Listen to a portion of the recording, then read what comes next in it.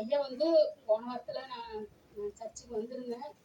அப்போ வந்து இந்த வார்த்தையை வந்து இவரு நாகராஜுக்கு தான் கொடுத்தோம். அவரு வராத பட்சத்துக்கு நீ பேச வேண்டியது இருக்குமா அப்படின்னு சொன்னாரு. இதனால அவர் ஒரு 3 வசனம் எழுதி கொடுத்தாரு எனக்கு. அது நான் சரியா இது பண்ணவே இல்லை. காலையில வந்தும் கூட ஐயாட்ட சொல்லிட்டு நான் இது பண்ணேன். அம்மா, தேவன் வந்து யார பேச சொல்றாரோ அவர்தான் நான் சொல்லுவேன் அப்படின்னு சொன்னாரு. இப்போ இவங்க ஒவ்வொருத்தரா பேசும்போது நான் ஆவியானவர்கிட்ட ஜெபம் பண்ணிட்டு இருந்தேன்.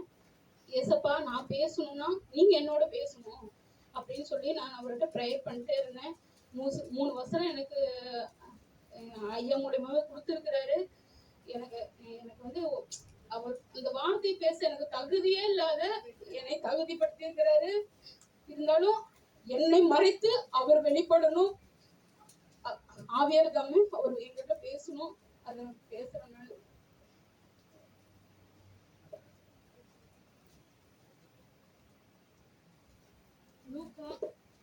23:46 இயேசு, பிதா உம்முடைய கைகள் என் ஆவியை ஒப்புவிக்கிறேன் என்று மகா சத்தமாய் கூப்பிட்டு சொன்னார்.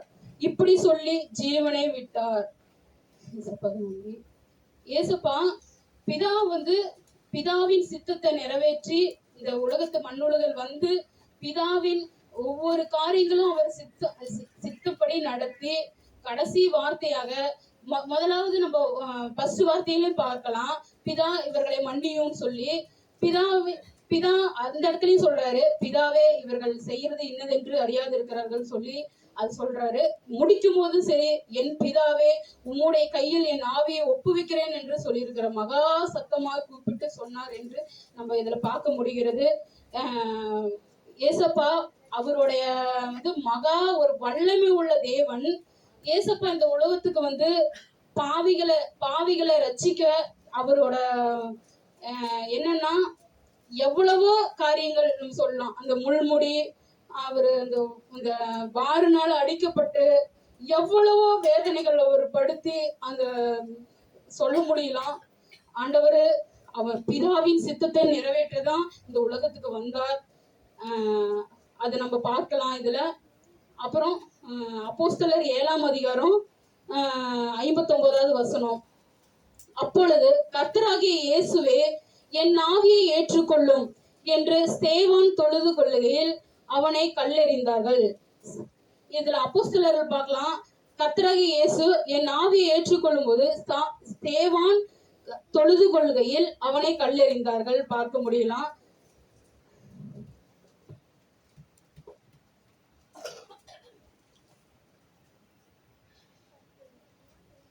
சங்கீதத்துல 31:5ஆம் அதிகாரத்துல, உமது கையில் என் ஆவியை ஒப்புவிக்கிறேன், சத்தியபரனாகிய கர்த்தாவே நீர் என்னை மீட்டுக் கொண்டீர் அப்படின்னு சொல்லி பார்க்கலாம். தாவீது ராஜா சொல்றாரு, உமது கையில் என் ஆவியை ஒப்புவிக்கிறேன்.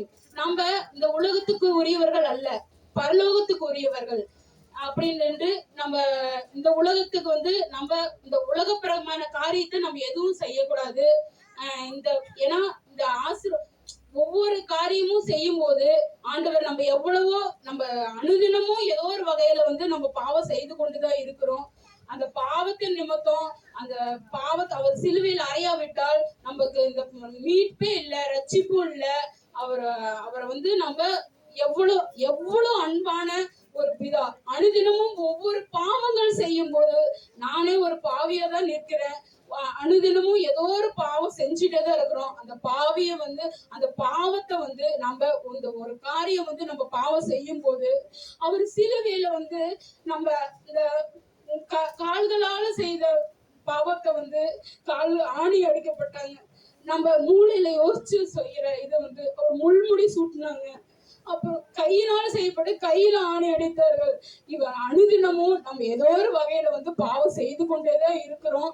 அந்த பாவத்தை நம்ம எந்த பாவம் செஞ்சாலும் கர்த்தர் அவருக்கு நம்ம அவரை அவமதிக்கிறோம் அப்படின்ட்டு ஒவ்வொரு இருதயத்திலையும் நம்ம உணர்ந்தவர்களாக இருக்க வேண்டும். இது பிதாவின் சித்தத்தை முடித்து ஆண்டவரை என் ஆவியை உங்களிடத்தில் ஒப்புவிக்கிறேன்னு சொல்லி ஆண்டவர் வந்து பிதாவின் இடத்தில் ஒப்பு கொடுத்தாரு. ஏசப்பாக்கு கோடி கோடி நன்றி.